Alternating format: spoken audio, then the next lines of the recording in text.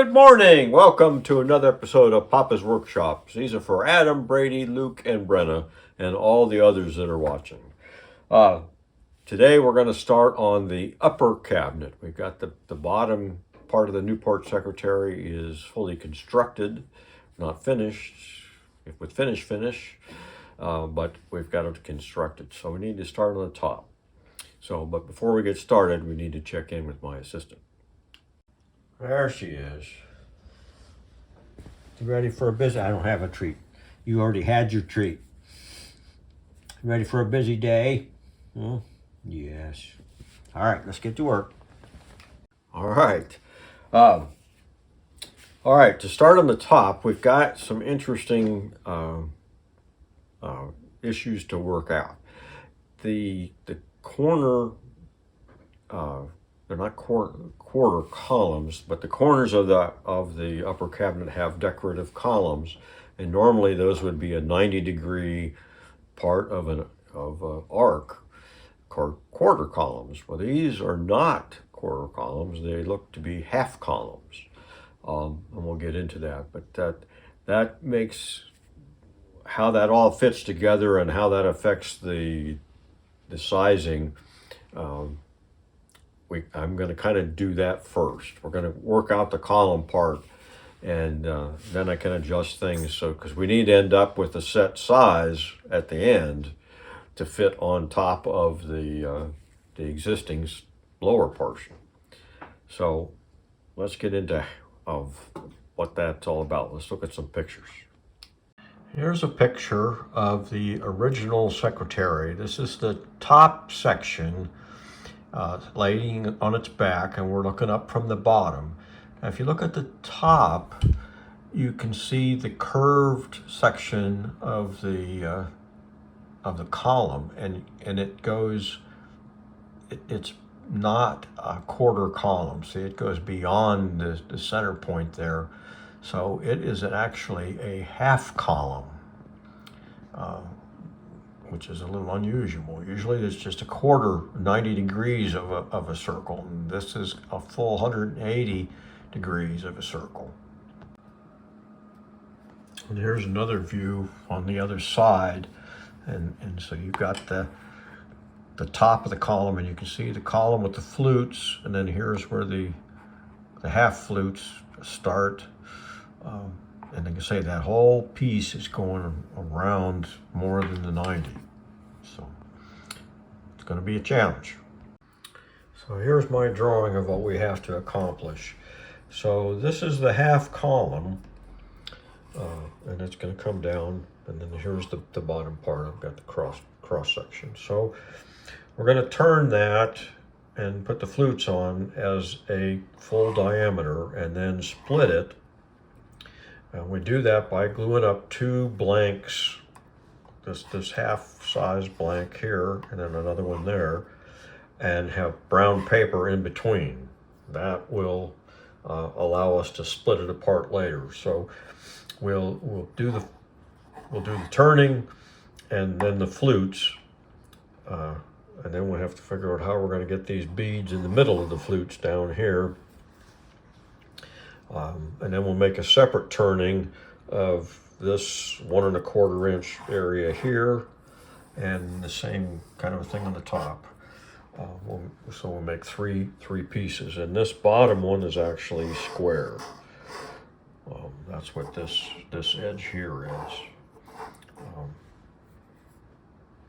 So we've got those pieces to turn, and then after we split them, I'm going to cut a 45 piece and glue it on there to make it square, so that we can get this all set. I don't have any pictures on the inside of how that was accomplished, but we'll figure it out as we go. That's how I've approached it, on the drawing. So let's go glue up some blanks. All right, here we are at the lathe. I got the two pieces glued together with the cardboard in between so that they'll split. So we'll just have to get this into a 2-inch cylinder. and I'm not expert in the lathe to be able to do that. And then my tool rest is only half the distance. That makes it a little harder too. So what I'm going to do is get it close as I can by eye, and then I've got a jig that I use for the fluting, but also I can use the tabletop to make this an absolutely a straight cut. But we'll get to that after. But right now we just have to rough this out. All right, here's my setup to get a perfect cylinder. I got the tool mounted on this fixture, and this tabletop on the lathe, which I'm also going to use for the flute, but right now we're using it for this. And then this piece here represents the center line of the piece to be turned. And I can adjust this point here so that it's 1 inch back from that. See, this goes under that can go under the fixture. So now it's just a matter of taking this and just going down the template and get it. I've marked all this with pencil because this is a little under. And I've got a couple, an inch and a half or so extra, so we'll see. We may have to make the whole thing smaller. We'll see. I may have to start over. Lovely. All right, we got it down to, it's just under 2 inches. We'll try this. So I've got the fluting system set up. So I've got a router with this quarter round bead bit in there, and so we're just going to run that up against that and go up and down. And I've got this indexing plate for the proper, in this case it's going to be 14, and I think I've got it pretty well lined up. You know, we've got to have the orientation to the glue line correct. And I'm going to make a really shallow cut on this first pass to make sure I've got it aligned. And then I got this stop block to stop here, because we got 6 inches. That's going to be the cove, and then there's a bead inside of that cove, and that's going to be a separate problem. Right now we're going to put the coves in there. All right, I made 2 passes. The first pass was deeper than I thought it was going to be, so I didn't have much room to correct it, but we're pretty close. You can see there's a little more on this side than this side of the, but I think it's close enough to work. Anyway, we're going to finish this one, and it may end up being a practice piece. Actually, that one looks pretty good, that side. So it's a 1/4 inch wide, so we're about there. And so now we have to do the rest with that cove and bead, but however we're going to do that. I can make a scratch stock to do it, but I'm not sure I can get it straight without having some sort of a fixture. So maybe we'll try to turn something.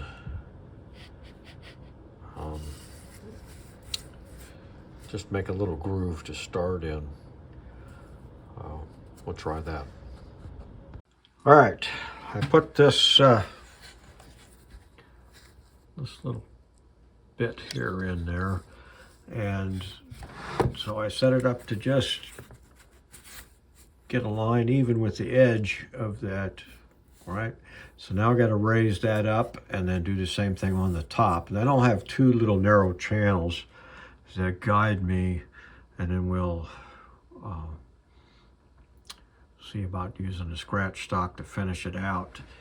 And then we'll have to do handwork to get this all straight. So I think that'll work. All right. See, I think that came out pretty good. Just a hair off of that line, but I think when we start scraping it'll. So we got to turn that center section into like an 1/8 of an inch bead. And we'll have to draw a line, and then they're kind of rounded at the tops. It's like almost like you set a dowel, like you glued a small dowel in the middle of that.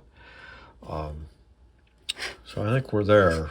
Here we are at the bench. We got to make these little beads on the inside of the cove. And I don't know how well that shows up, but I've done one.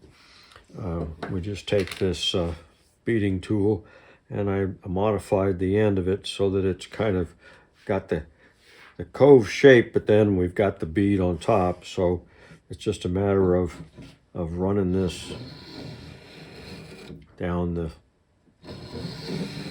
line there. So, and then rotating it and doing the next one. And I kind of played with how this line's where they're all going to end. So I played with a little bit of how I'm going to do that. So, but we'll get all of these done first, and we'll see. You can see those better. I've done these 3 right there. Goes pretty fast. So it's just a matter of rotating this around to the next one and doing it. And these 2 lines give me a point to line those 2 guys in, so I can keep it straight. So I'll get the rest of them done here. All right, we got this all done. So we got all the way around. There was a couple of burn marks, got those out of there. So now we are ready to split this in half. All right. So splitting it's fairly simple. We just take a chisel, put it right on that line.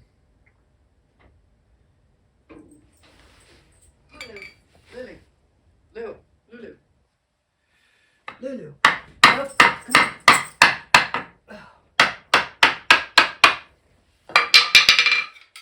Take a putty knife, I'll just stick it in there. We'll just run that down.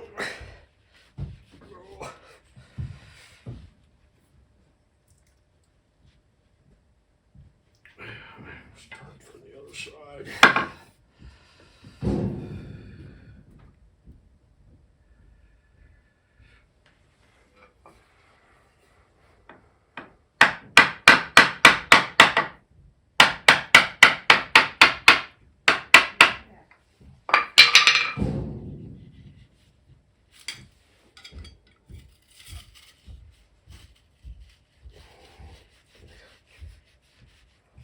I have not done one that's quite this long. Usually comes right apart. There we go. So now we got two halves. So a light pass on the joiner will take that paper off of there. All right, I cut these to the proper length. So we got 6 inches of the cove and bead, and then the rest of it is about 23 1/4 is just the cove. So we got that, and I cut a piece of yellow pine. I had a 45. So these guys will just this with one hand. There we go. We'll get these to sit there like that. Now I had on my drawing that I was going to make this just a perfect triangle. But I wasn't sure I could cut it that way. I can go back and cut it now. But I think I just might leave that there, and then come down with a little dado down a little ways and then across. So I guess that's a rabbit. And then the side can fit into that. So that'll be a little stronger glue joint. The only thing I'm worried about is trying to glue that's going to slide. So maybe I'll put a spline down the middle if I could get it positioned about right on both of them. Then it wouldn't move when I glued it. Anyway, I'll think about that overnight. It's quitting time here, so. But we're there.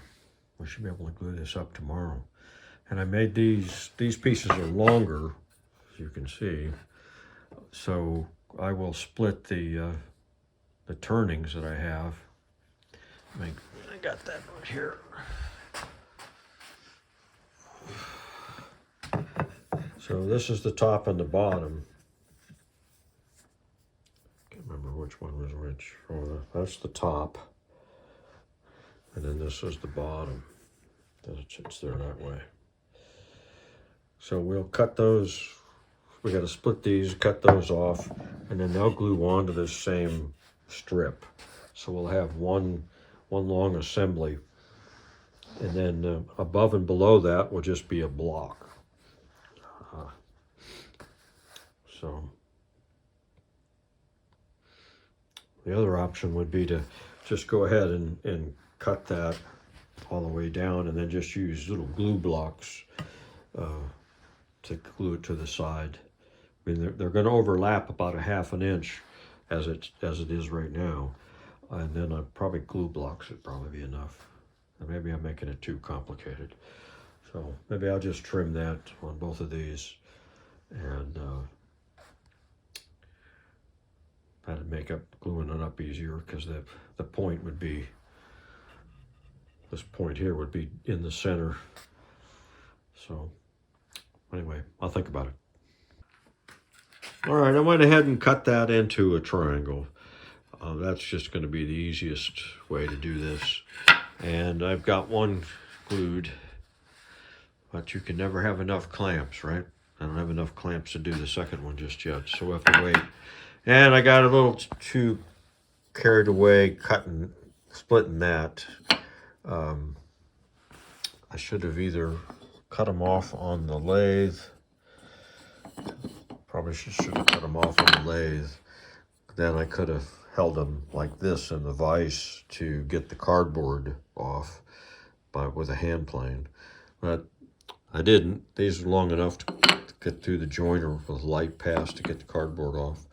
So now I need to cut it about there and there and there and there, but I don't have a straight edge to line up against the fence. This sticks out farther than this one. So I can cut it by hand, which is what I think I'm going to do with hand saws. Or you could double-side tape a straight piece on there to run it, to lean against the fence, so you can cut those off. These need to be just about that big, and then we can work them in on our boards. So let me do that. All right, we got the 2 columns glued, and I've got the end pieces cut, and I have marked them right and left. Got the best fit. Had to plane a few bottoms to get it to fit in there right, but anyway, it's going to fit there like that. And then it will have to have the tops of these little coves rounded at the top in those. But the other problem is that, or opportunity, is these go beyond that curve. And these are going to have to sit. These are the 2. I should cut the end pieces. But this is kind of what's going to happen, is the front and the sides are going to sit there about even with the top of this curve. So when you put this end piece on, oops, there's my assistant, she's helping me. And you put that on there, see, I can't get that flat, so it has to be notched.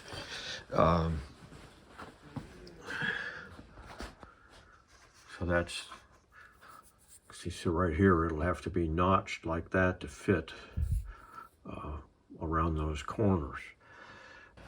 All right, I am gluing the ends onto the shaft there. I decided that even though it'd be easier to work with the little pieces, getting the angles right, this way I can use the side of the 45 as my guide to make those fit. And before I started gluing it, I put a little dado in there, and I'm going to put a spline, maybe a little wider than that one, but that will allow me to get the alignment right. So if I say this is the side, it'll just fit in there, and I'll just make the thickness of the side right to make it flush with the top of this.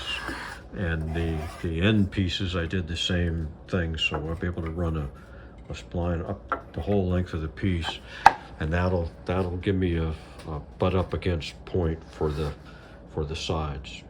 So we'll glue this other one up, and I'll start working on getting the sides prepped, and tomorrow we can get the little notches in and everything, get it to fit right. So there we are. All right, working on trimming these ends.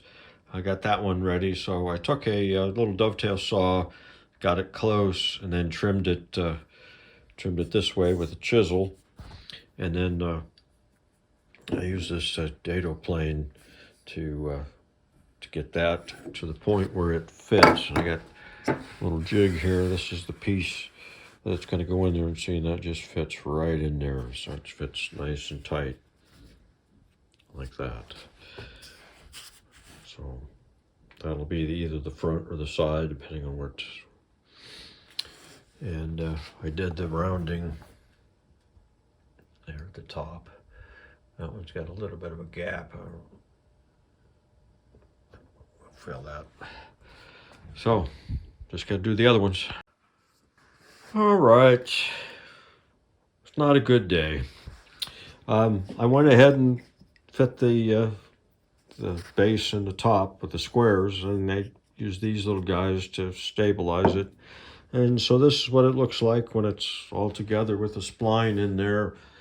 Looks great, doesn't it? I'm really pleased with it. However, this is the length. I was getting ready to cut everything to the vertical parts to the same length. This is going to be the front edge. And we get here to the top, and whoops, it should be that much taller. I'm 6 inches off. And so I went back and look at the prints of what the heck. I made it according to the print, but the print didn't right. So I went back at the pictures and looked, and that 6 inches is right, the 1.25 inches, and the 6 inches for that is right. And at the top, that's all right. But what's wrong is that 23, focus. There. That 23 should be a 29 5/16. So there's really no way around this, but I'm going to have to make another set. There's nothing wrong with these except they're too short, so I'm going to I'll just store them for another project. Make some display case or something, or maybe use it on a lower case on something of my own design. But I got to worry about these little guys. They're going to be pretty fragile, especially the one at the top is way small. Focus on that, can you? There, see, it's just they're just little guys, so they're going to break off real easy. So I guess I'll wrap that in bubble wrap and stick it somewhere for another rainy day, and glue up some more boards. That's it for this episode of Papa's Workshop.